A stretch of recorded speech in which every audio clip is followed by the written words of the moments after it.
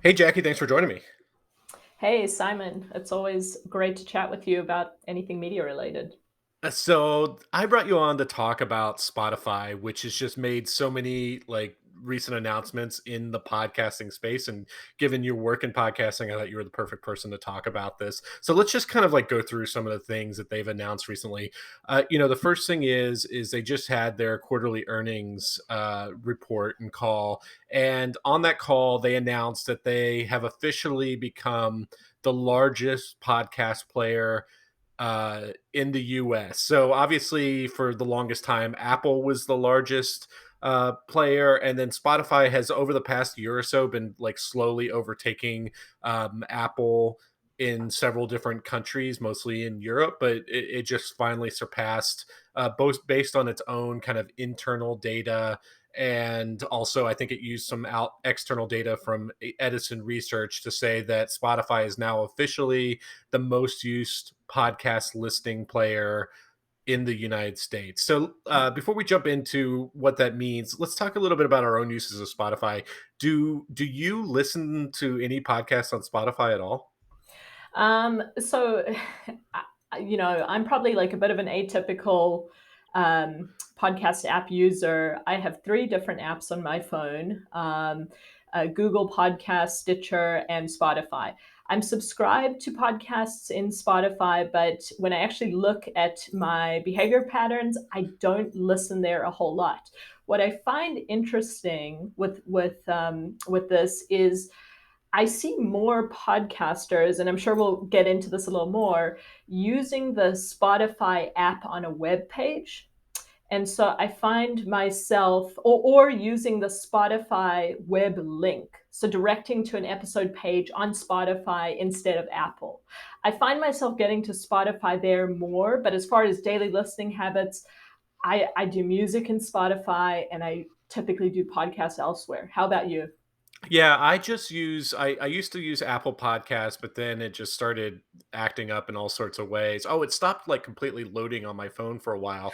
So I use that as the excuse to completely switch over to Overcast, which is kind of like a indie darling podcast player, very kind of straightforward. And yeah, I listen to 100% of my podcasts on there. I don't listen to any podcast on Spotify. And recently, one of my favorite podcasts, which is run by Gimlet Media, which is owned by Spotify, is called Heavyweight. I love that podcast, but they just went Spotify exclusive. And I was really like questioning myself, like when one of my favorite podcasts ends up doing that, will I follow it to Spotify?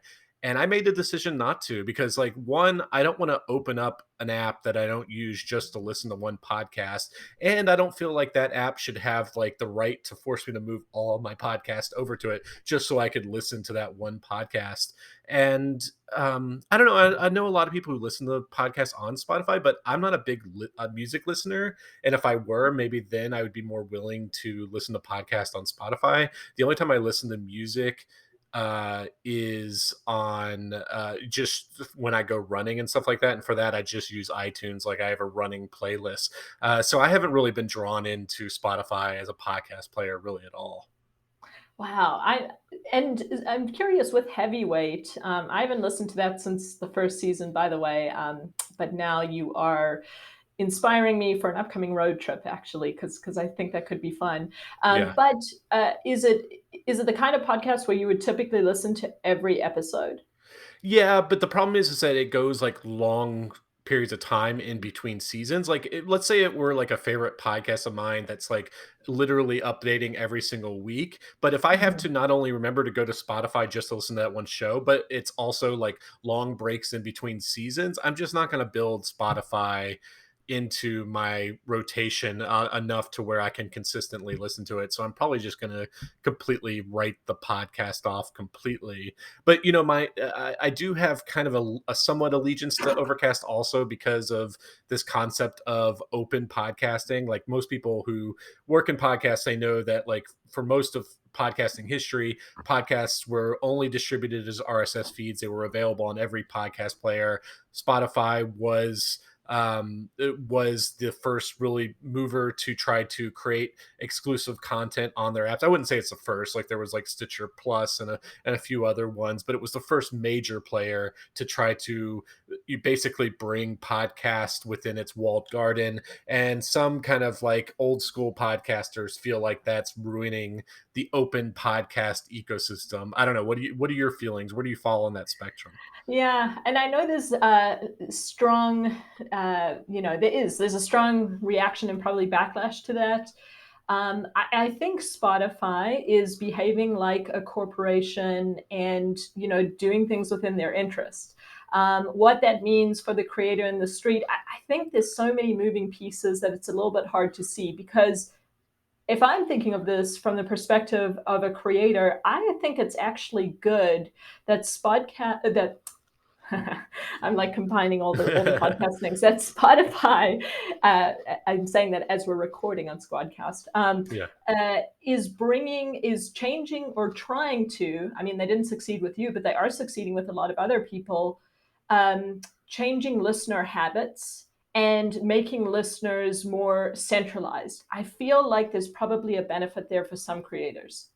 Yeah, I mean, and you think of YouTube, and I think we're going to draw a lot of YouTube analogies in this conversation. But you think about YouTube and discovery, and how like you go to the YouTube homepage. I don't know how heavy of a YouTube user you are, but its algorithm is really good at surfacing content, figuring out what you're interested in, and surfacing that content. Same thing with like TikTok and podcasting is always been missing that feature. Podcast discovery has always been difficult. You have to get people to specifically search out your podcast to know that it exists and search it out. Obviously, with your agency Podreacher, this is something you help with discovery. I don't know. Do you buy into this whole thing that if Spotify could just centralize the podcast distribution, can collect all this data on our listening habits, that it'll be able to like surface little known podcasts to everyday podcast listeners? I think it might get a little better.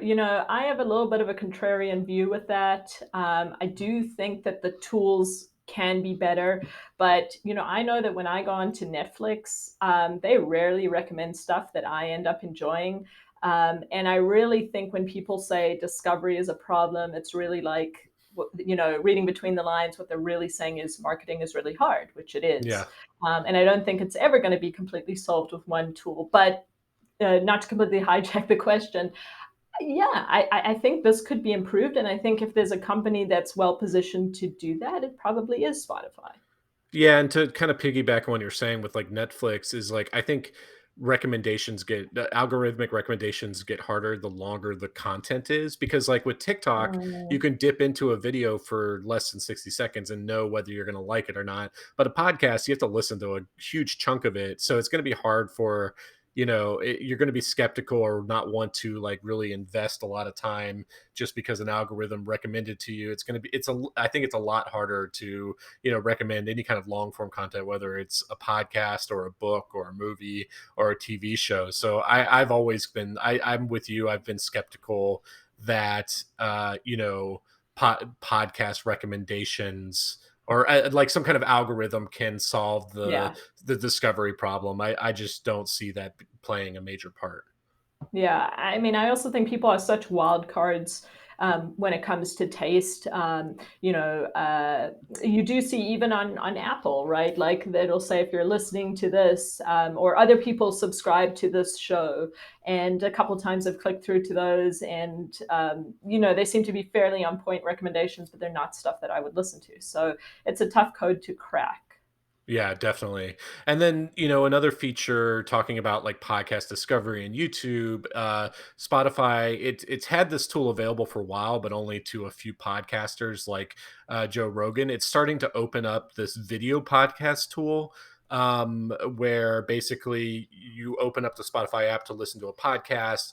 And in addition to listening to the podcast, if they've also uploaded a video version, then you could watch the host in real time. And full disclosure, that's what we're doing right now. This is our first experiment in creating a joint podcast and video experience. If you're listening to this on your podcast app, there's also a version that's going up on YouTube hopefully, I haven't actually tried to put it up yet, but hopefully that's what's going to happen. I've written about this before, is like one of the biggest podcast listening players in the world is YouTube, because so many famous YouTubers have set up studios within their homes and they're just recording podcasts with cameras on them. And it turns out that people really do actually like watching like a few people just sit around a microphone and talk to each other. Do you watch any, or do you consume any podcast in video form? I do not. I will confess, and I know depending on who's listening, some people might judge me for this. I do catch like snippets from Joe Rogan on YouTube, Hmm. so that I do watch, but because there's just no way I'm going to listen to like a 2 3 hour episode. Yeah. But it's funny that you bring it up because I spoke to someone yesterday, and he was saying he listens to podcasts on YouTube, and I said, "Oh, like you watch the people recording a podcast and you watch it?" He's like, "No, I have the YouTube app on my phone. I listen to it while I'm walking. I don't actually look at it." Oh, yeah. So he probably has YouTube Premium, I think it's called, which allows you to close your screen and listen to a video.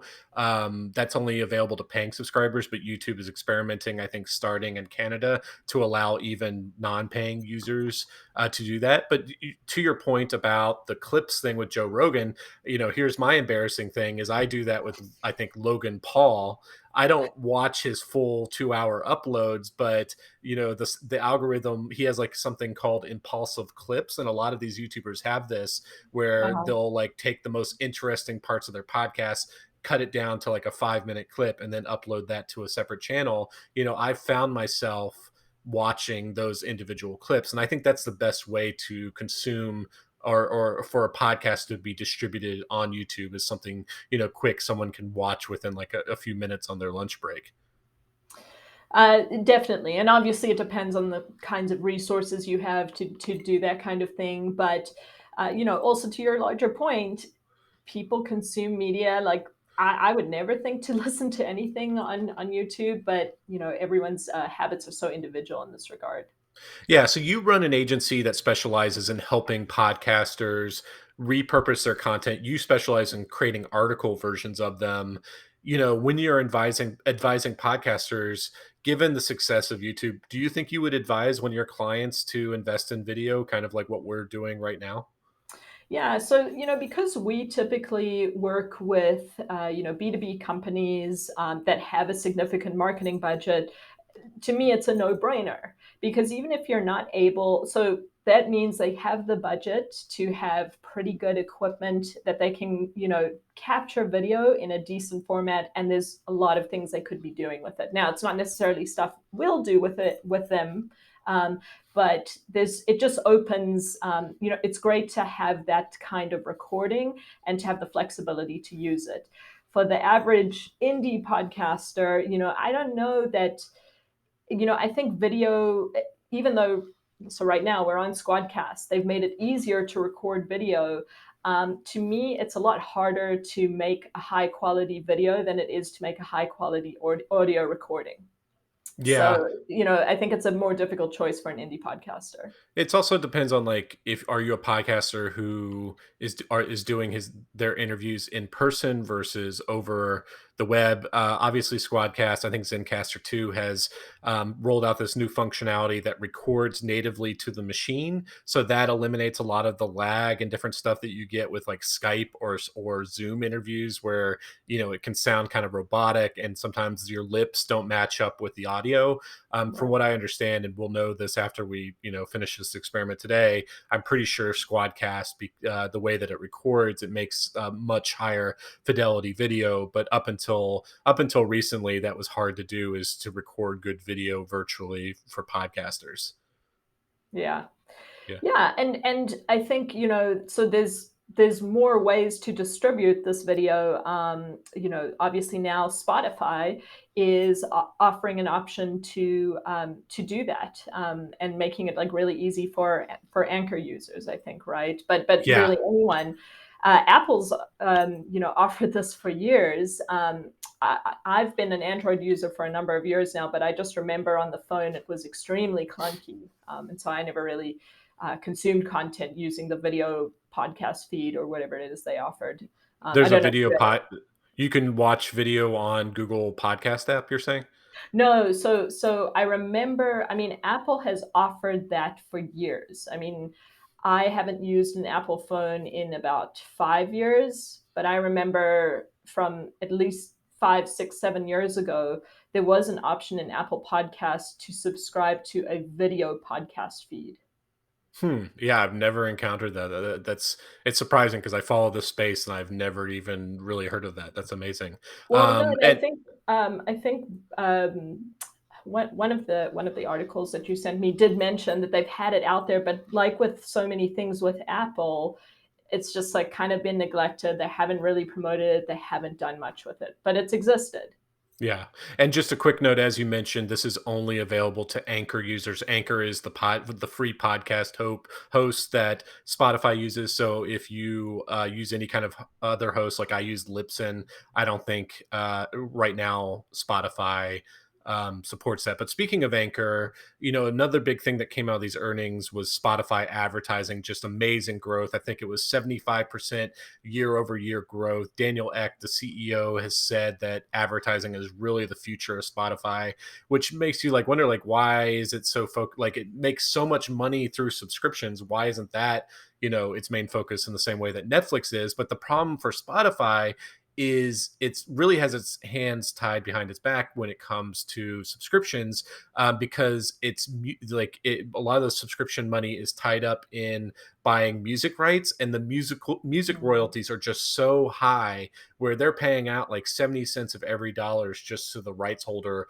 for music. And they're also kind of in a corner because they have to basically offer like a universal library that's available to every other major music player, from Apple Music to Amazon Music to YouTube Music. So they can't really differentiate on that factor in the way that they can in podcasts. They're kind of just locked in.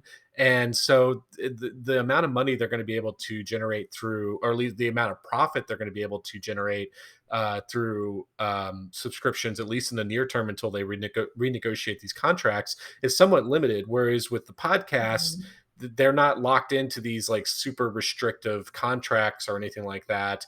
And it also gives them a way to insert advertising into the feeds of their paid users, because one of the benefits of being a paid subscriber to Spotify is you don't get ads with your music anymore, and that's like the whole Mhm. reason that you sign up for a paid account. Whereas, and that's kind of a problem for Spotify because that basically blocks out 170 million of its users from ever like being exposed to ads. And those are the most affluent users, the ones who can actually afford to Yeah. pay for a Spotify subscription. So it kind of screwed itself over in multiple ways. But the great thing with podcasts is they're kind of like a Trojan horse, is those no ad rules don't apply to their podcasts. So this way they can open up their inventory and expose their ads to a much wider user base, both within Spotify and then also from distributing through Anchor and Megaphone to other podcast players like Apple. So there's all these hopes and dreams about the opportunity this creates, because it's opened up its ad network to everyday podcasters, including indie Right. podcasters. And some people have created this analogy to YouTube 10 years ago when it opened up its partner program to any YouTuber who had at least 1,000 subscribers. And so I guess this is what I want to ask you about is like, do you think that Spotify will basically become the YouTube for podcasts, in the sense of how it'll make it make it much easier for indie podcasters to generate revenue on their podcasts? Um, I think you drew in a number of different pieces there, and they certainly seem to be positioning themselves that way. Um, I think, it's interesting. We're in the early days of it, but yeah, Spotify is basically setting itself up that the same way there's, YouTubers that have done really well, earned millions of dollars, probably in the next, I don't know, 2 to 5 years, we'll probably see podcasters of similar stature Yeah, emerge because from that platform. Yeah. right now, if you want to find advertisers for your podcast, you have to go hunt them yourself, or join Yes. a podcast network. But a podcast network, a good one, is not going to let you in unless you have like a minimum of 50,000 downloads per episode or something like that. So the bar to enter is very high, where theoretically, by allowing any podcaster who's on Anchor to opt into their, their automatically distributed ad platform, you could, start generating at least a small amount of money, at least enough to prove your business model much earlier. And it's going to incentivize this next generation of podcasters, like people who are going to be super famous 5 years from now, but haven't even put out their first podcast episode. They're going to pick Spotify first because the monetization potential is there, I think. Yeah, I think that's right. At the same time, just because the ability exists, like, it's going to be the same kind of cycle that you see with YouTube. Like, you're still going to have to be pretty savvy and pretty sophisticated to actually make a living from it. So I think, no difference there. But, um, you know, something that's discussed in podcast circles is like, podcasters as influencers. There isn't as much of that. You've got the TikTok person, the YouTuber as an influencer. But I think this opens the door for the podcaster as influencer, or someone who basically that's their starting platform. Yeah, and I think it's still early days. Like there's a reason why every major podcast or every major YouTuber now is launching a podcast, because they know that there's like a lot of opportunity there, and the podcast market is only like $1 billion right now. It's still relatively small. There's a lot of money that's going to be flowing towards that. So, I think some of the most exciting stuff in podcasting is going to come from people who haven't even published their first episode yet. But then there's also that tension with, there's so many celebrities that have been hopping into podcasting. And, does that make it unfair for someone who has no brand, no name recognition?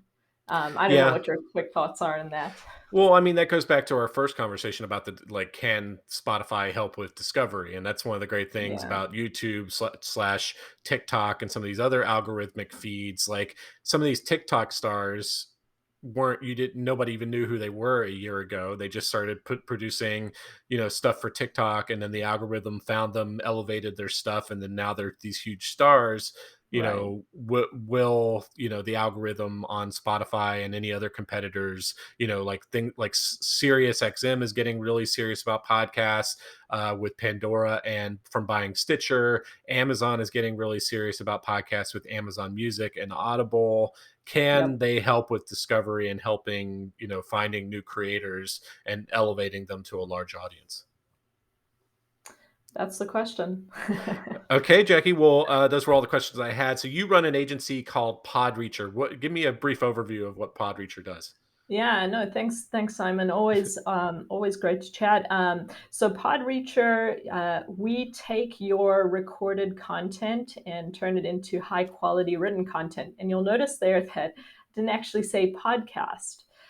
Because increasingly we do work from other forms of recorded content, which could be a webinar, a conference recording, a YouTube video. But that's the gist of what we do. Cool. Where can they find you? Podreacher.com. Okay, Jackie. Well, this is a lot of fun. I hope this experiment works out, because I definitely Yeah. want to start doing this with you on a regular basis. Yeah, no, let's see how it goes. But it was really fun, and I like the analysis that you're able to kind of bring into the points. Really got a lot of thoughts flowing for me today. Yeah, awesome. Well, I look forward to doing this again in a few weeks. Thanks so much.